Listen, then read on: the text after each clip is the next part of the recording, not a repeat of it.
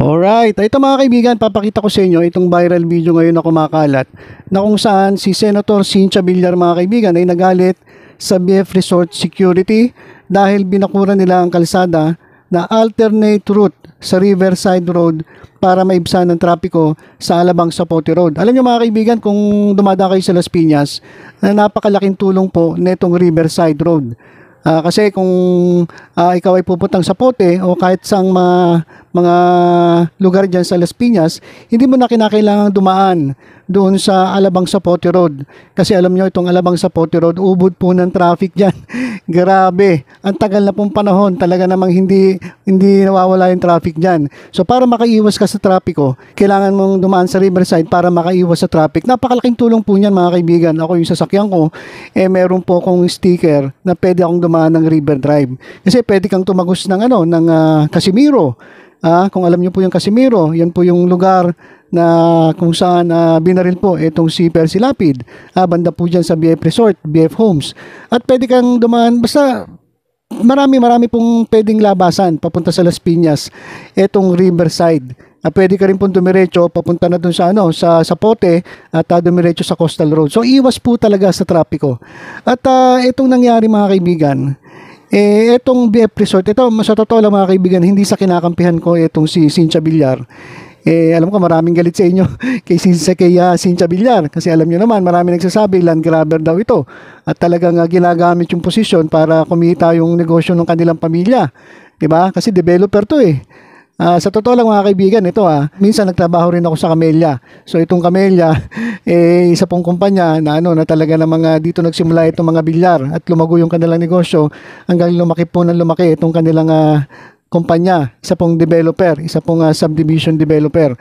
At dahil po sa negosyo nila, nakilala sila sa Las Piñas, halos nagpapalitan na lang sila ng mga Aguilar. Yung Aguilar naman, developer din.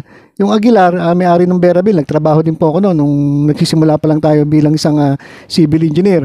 So, marami pong naipagawa si Senator Cynthia Villar dyan. At isa na po itong River Drive. Na para sa akin, malaking tulong po yan. Ewan ko lang po dun sa iba. Siyempre, alam ko, maraming galit din sa inyo.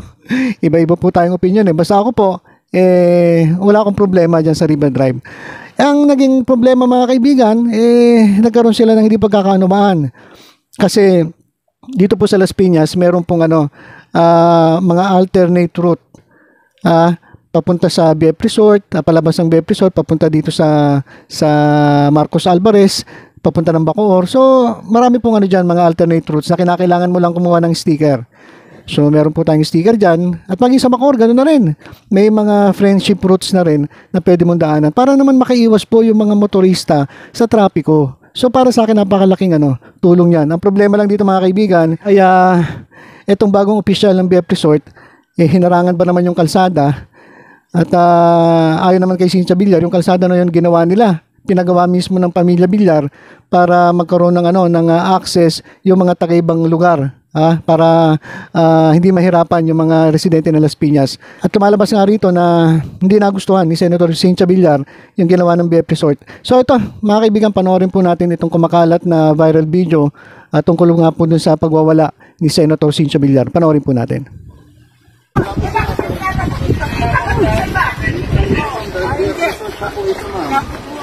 Ang galing mo. Ang galing mo. Ang galing mo. Ang galing mo. Tanggalin mo. Umalis ka dyan. Tanggalin mo. Tanggalin mo. Tanggalin mo. Hindi ko sinasaktan ng guard mo. Ikaw, umalis ka dito. Ako nagtanggal na lahat ng squatter dito. Hindi ko nga ito pakinabangan Ngayon ikaw na ngayon na masusunod. Ang galing mo. Ano yung guardia? Ano kayo lumapit dito? Ayaw kayo lumapit. Nakikiusap na po kami. Hirap yan. Hirap yan. Hirap yan sasaktan. Hindi mag-aari yan. Ba't ako ang kasakalakan niya? Ha? Ayusin niya. Hindi ko sasaktan yung mga guard. Hindi ko sinasaktan ng guard nyo. bakit? Kaya ko ba saktan niya? Ano yan? Bakla? Kaya ko saktan? Salamat po. Ang galing mo yan. Private po na... Doon mo ilagay, doon. Ano sinatagal ka? Patutuwa-tuwa ka. Ako mo lang nag-inis nito. Kami nagtayo nito. Tapos dadating na dito. Tuturuan mo ako.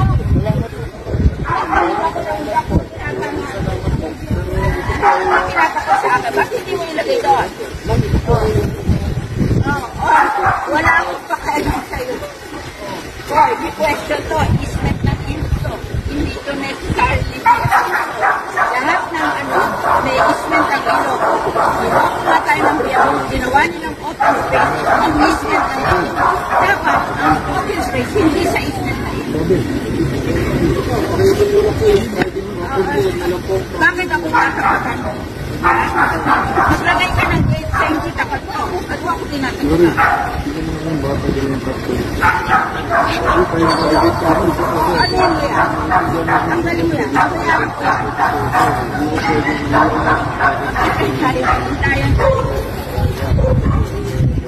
Umilis ka na nung palador doon.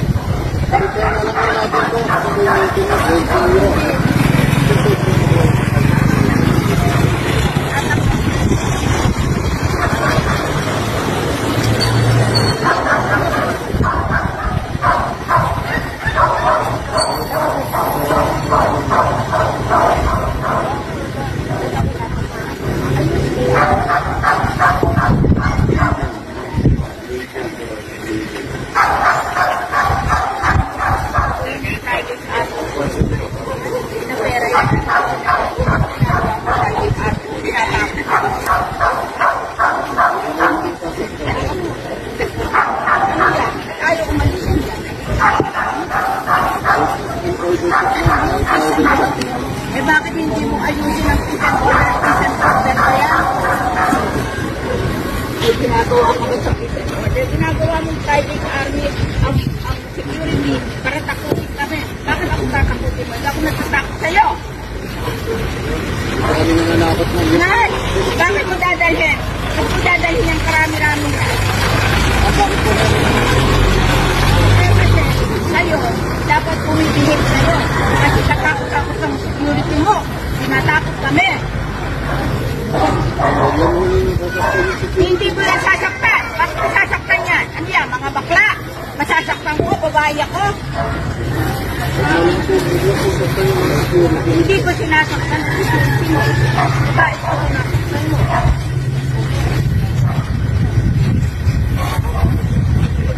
pa-repair na yun? Hindi ko nagsabi. Ilipat mo yan. Huwag mo sasaktan.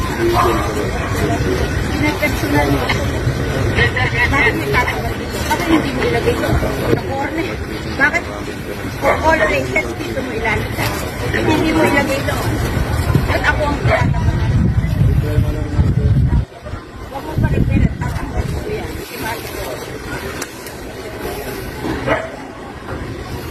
Ako natatapos sa inyo.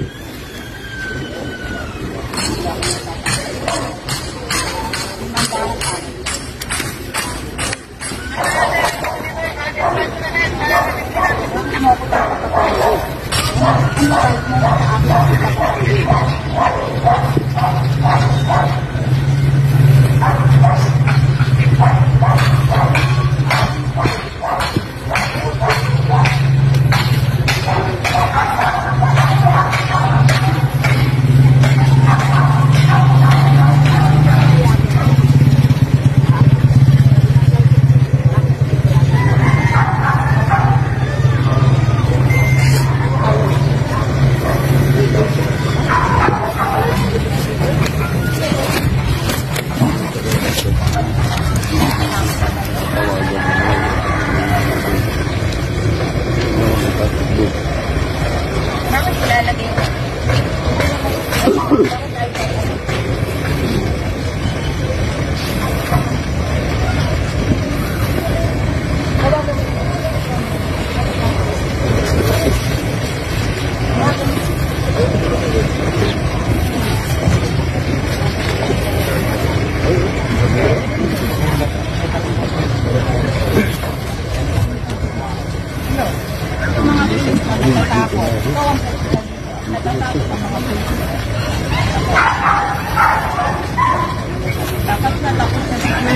Hello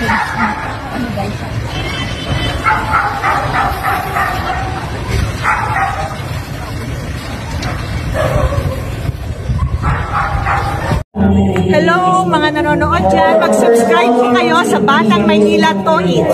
Ay, mali, ganyan pala.